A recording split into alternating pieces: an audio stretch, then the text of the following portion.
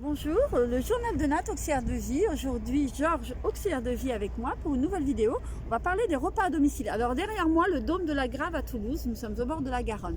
On va parler donc des repas à domicile. Alors parfois ça se passe très très bien d'aller intervenir chez les personnes pour les aider au repas ou les faire manger. Parfois ça se passe mal, parfois il y a de l'argent, parfois il n'y a pas d'argent, parfois le frigo est plein, parfois il est vide. On a des tas de situations différentes. Toi, qu'est-ce que tu connais des repas à domicile, Georges? Moi, je connais pas beaucoup de choses par rapport au repas à domicile. J'ai pas eu Ah bon? beaucoup à faire par rapport au repas à domicile. Et tout ce que j'ai eu à faire, j'ai eu beaucoup de chance parce que c'est toujours d'abondance. Il y a beaucoup de choses, beaucoup de fruits, beaucoup de légumes. Apparemment, par rapport à ça, j'ai beaucoup de chance. Voilà. Oui, parce qu'il y a les livraisons de repas aussi. Donc les personnes parfois sont livrées tous les jours du repas ou un jour sur deux, ça dépend. Il faut savoir que ça arrive aussi que la livraison de repas ne se fait pas pour X raisons, un problème quelconque. Donc la personne n'a rien. N'a rien parce qu'il y a des personnes à domicile, elles ne mangent que ce qu'on leur livre. Elles n'ont rien, vous avez toutes vu dans vos expériences auxiliaires de vie, que parfois les frigos sont vides, les placards sont vides, donc on attend ce fameux repas. Et quand il n'y a pas ce repas, qu'est-ce qu'on fait? Qu'est-ce qu'on fait, Georges? Tu sais ou pas? Qu'est-ce qu'on fait quoi? Qu'est-ce qu'on fait quand il n'y a pas de repas dans le frigo? Il faut se débrouiller. Déjà, il faut appeler l'association, Voilà. il faut appeler la famille, il faut mettre des choses en place. Même peut-être débourser de l'argent de sa poche pour que la personne puisse manger. Bien sûr, ça c'est ponctuel, bien sûr, parce qu'on ne va pas laisser la personne sans manger, je pense. Bien sûr, donc ça arrive aussi qu'il y ait beaucoup de... En fait, on voit des tas de choses, en fait, du positif comme du négatif. Les produits périmés dans le frigo, les produits qui ne sont pas marqués, qui ont été décongelés, que rien n'est marqué, donc ça traîne, on ne sait pas depuis quand. C'est pour ça qu'encore une fois, les transmissions sont très très importantes pour dire aussi ce que la... Parce que parfois on ne sait pas si les transmissions ne sont pas faites, si l'association ne nous dit pas, s'il n'y a pas de famille.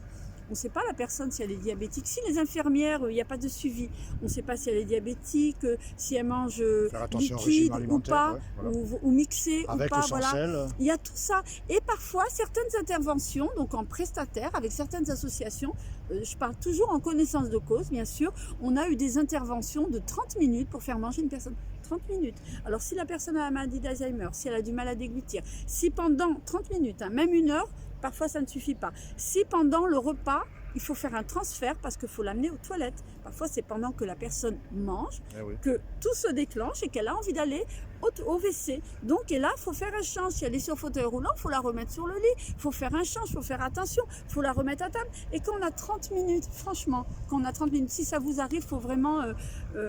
essayer de rouspéter pour demander plus. Je sais que parfois c'est pas facile parce que pour plein de raisons. C'est sûr que tout ça en plus, il faut préparer et après on a des inconvénients comme ça. C'est très très compliqué en 30 minutes de faire tout ça, c'est sûr. Le repas normalement, en plus parfois c'est des repas thérapeutiques. Donc c'est une animation. Nous on mange avec la personne ou on amène notre repas ou c'est compris dans l'intervention qu'on mange, voilà. Et on fait la cuisine, on fait l'animation, etc.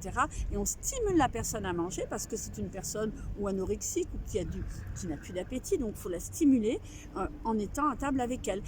Et si c'est des interventions de 30 minutes, une heure, quand vous avez le lit à faire, nettoyer les sanitaires, préparer le repas aussi. Parfois en une heure, il faut préparer le repas. Donc faire cuire les aliments, parce que parfois il y a des aliments à faire cuire. Ce n'est pas... pour toutes les personnes, ce n'est pas du tout fait. Et heureusement, parce que c'est quand même meilleur.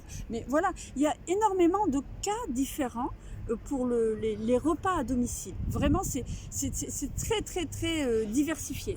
Et Nathalie, parlons maintenant un peu de la livraison de repas à domicile. Tu sais comment ça se passe? Qui c'est qui en a le droit? Tu connais un peu? Pas vraiment. Voilà, toi, tu connais? Oui, un petit peu. Je me suis informé un petit peu. Ça veut dire qu'il faut avoir plus de 65 ans ou alors 60 ans et ne plus être apte au travail. Et bien sûr, quelqu'un qui ne peut plus faire ni ses courses, ni faire à manger. Voilà. Après, ces personnes, bien sûr... la moyenne des repas coûte entre 8 et 10 euros. Bien sûr qu'après, en fonction des revenus de la personne, elle peut ou pas être aidée par l'APA pour les repas à domicile. Bien sûr. Après, elles peuvent choisir aussi le repas. Ça concerne quand même plus de 100 000 personnes en France tous les jours, des repas à domicile.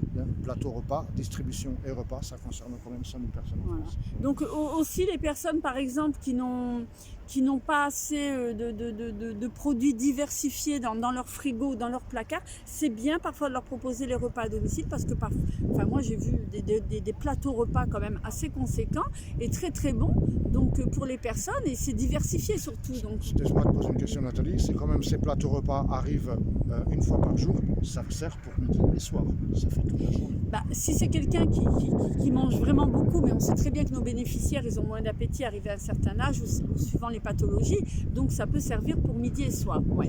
Mais notre travail, nous, d'auxiliaires de vie, c'est de les aider, de les stimuler, de leur faire des bons repas, d'innover aussi, hein, de savoir être actif, de bien surveiller, que tout soit bien encadré, surtout l'hygiène. Innover, mais on dira innover, quand tu dis innover, c'est faire, mais toujours en fonction des goûts de la personne. Voilà, en fonction lui de... demander qu'est-ce qu'il aime. En fonction de l'argent faire, aussi. Voilà, et aussi, bien sûr. En fonction de l'argent, en fonction de ce que la personne a ou de ce que la famille donne. Enfin, c'est vraiment les portages de repas et l'aide au repas, ça peut être très très intéressant, ça peut être aussi très stressant, suivant les cas, je vous ai dit tout à l'heure. Mais voilà, je pense qu'il faut mettre tout notre cœur à aider les personnes à retrouver l'appétit, à manger, et puis dans de bonnes conditions surtout. Voilà, c'était ça notre sujet du jour. Très important que vous vous alimentiez bien, vous aussi. Voilà. C'est très important. Pour avoir la bonne santé, les vitamines, la pêche, etc. Sur ce, on vous dit à bientôt, toujours dans la joie et la bonne humeur. Merci de nous suivre et positive attitude. À bientôt.